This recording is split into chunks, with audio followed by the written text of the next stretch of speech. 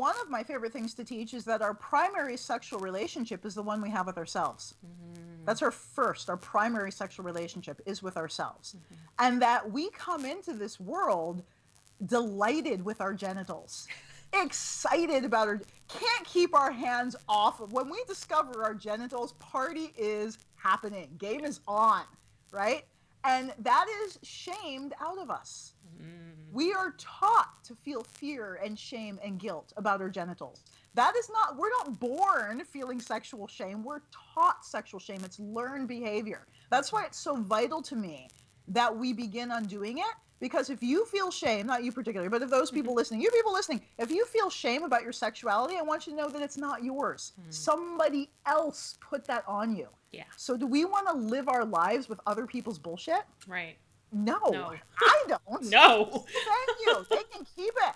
Yeah. It's their issue, right? Yeah. So the idea of, I like to say tantric masturbation or sacred masturbation, just to hit that word, just because that word has so much pain around it. Yeah. So combining sacred and masturbation, by practicing that, we're reclaiming our right to our own bodies and our right to our own pleasure. And it doesn't even have to be like, for me, the first step is just learning how to touch your genitals sensually without a demand for performance. Yeah. With no demand, just let your fingers slide over your labia or your lingam and your jewels.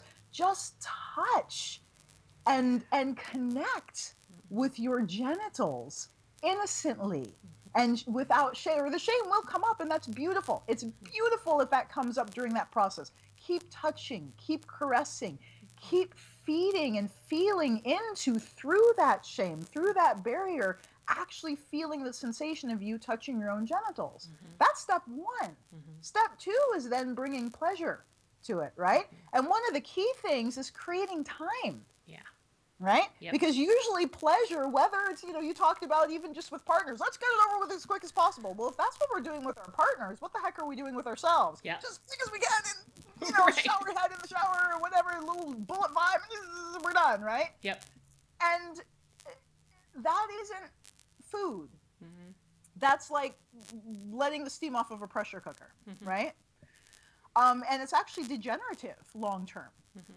So the number one thing for me is prioritizing it, right? And the way we do that is taking a stand for yourself, for taking back what was taken from us, which is our inherent right to love and explore and enjoy our bodies and our genitals. That is our birthright. Yeah.